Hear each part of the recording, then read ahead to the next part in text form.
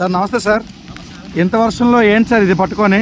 Sir నాకు ఈ యొక్క విశాఖపట్నం నుంచి అమరావతి దాకా పాదయాత్ర చేస్తున్నానండి. ఓకే. వర్షం అనే కాదండి, వర్షం కాదు ఎండ కాదు, ఆగితే వర్షం ఆగాల లేదా ఎండ అయినా తగ్గాల, అంతేగాని నా ఒక పాదయాత్ర మాత్రం ఆగదండి. నేను అమరావతి దాకా పాదయాత్ర చేస్తాను సార్. ఎందుకు సార్ ఫ్రీ బస్ అనేది కూడా ఒక విధంగా మంచి స్కీమే కదా సార్? మంచి స్కీమ్ అంటే చదువుకున్న పిల్లలకి ఇవ్వమండి ఫ్రీ సార్. అంతేగాని లేదంటే ఏ ముసలి వాళ్ళతో ఫ్రీ ఇవ్వమండి. అది కూడా కరెక్ట్. బాగున్న వాళ్ళు వయసు వాళ్ళు మేము బస్సులు ఎక్కి తిరుగుతాం అంటే అది ఒకటి అండి. ఇంకోటి ఈ ప్రభుత్వం 2000 కోట్లు కేటాయిస్తుందండి ఫ్రీ బస్. Okay sir. ఆ 2000 కోట్లు బాధ్యత ఎవరి మీద పడుతుందండి? మా ఆటో డ్రైవర్ల మీద, మీ మీద, అందరి మీద, లారీ డ్రైవర్ మీద, ప్రతి ఒక్క డ్రైవర్ మీద, ప్రతి ఒక్క కుటుంబం మీద పడుతుందండి. Okay sir.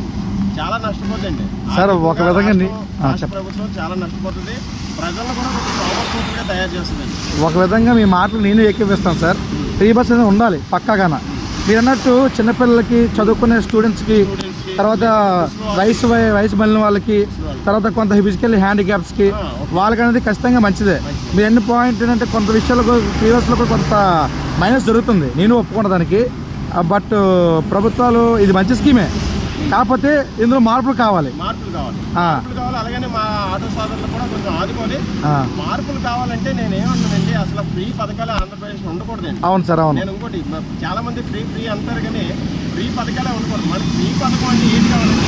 మంచి విద్య కావాలా, వైద్యం కావాలి. రైతుని ఎప్పుడు ఎనీ టైం ఆదుకోవాలి. లేదంటే ఈ కాలు చేయలేని వాళ్ళకి, ముసలి వాళ్ళు లాంటి వాళ్ళకి ఏదో ఒక రూపంలో ఒక రుణం ఏదైనా చూపించాలి. అవును. అంతే తప్ప మిగిలిన దానికి ప్రతి ఒక్క మనిషి కూడా ఫ్రీ అసలు. అవును. దానివల్ల సానుభూతులుగా మనం తయారు చేస్తుంది ప్రభుత్వం. అవును సార్. ఈ ప్రభుత్వం కాదు సార్, ఏదైనా గత ప్రభుత్వం కూడా చేసిన పని ఇదే. బట్ కొంతమంది సంక్షేమ పథకాలు ఉండాలండి. బట్ కాకపోతే మీరు అంటే కొద్ది మార్పులు చేసుకుంటూ చేయాలి. నాకు తెలిసండి, ఒకటి మీరు కోపం చేసుకోవద్దు, ప్రజలారా మీరు కూడా కోపం చేసుకోవద్దు, కష్టపడుతూ బతుకుదాం. అవును, కరెక్ట్. మన పిల్లలు ఎందుకన్నా ఎవరో గవర్నమెంట్ పోస్ట్ మనం పెంచుకుంటామని పిల్లలు మనకు అన్నాం, మీ పిల్లలు మీరు అన్నారు. అవును. ఎప్పుడైనా కానీ ఆ బాధ్యత మీరు తీసుకోండి, ప్రభుత్వానికి ఇవ్వద్దండి. అవును. ఎందుకంటే వాళ్ళు మీ పిల్లలు కాబట్టి మీరు కష్టపడి పెంచండి. Sir absolute correct sir. నిజంగా మీరు చెప్పిన ప్రతి మాట, ప్రతి వర్డింగ్ చాలా కరెక్ట్. అందుకని నేను కూడా ఆగి ఈ 100 వర్షాలు కూడా మీకు చేద్దామని చేస్తాను. Thank you. మీ మాట సహకారం వాళ్ళు చెప్పేసి ముఖ్యమంత్రి గారిని, ఉప ముఖ్యమంత్రి గారు, నేను ఉప ముఖ్యమంత్రి ఫ్యాన్ అండి.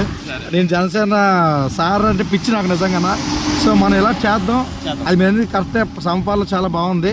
అది మాత్రం సార్కి వెళ్ళే వరకు మనం నారా చంద్రబాబు నాయుడు గారికి కానీ, లోకేష్ గారి సార్కి కానీ, జనసేన సార్కి కానీ వెళ్ళాలని మనస్ఫూర్తి కోరుకుంటూ, మీ పాత్ర సంఘీభావాన్ని తెలియజేస్తూ మీది విజయవంతకాలని మనస్ఫూర్తి కోరుకుంటున్నాను సార్.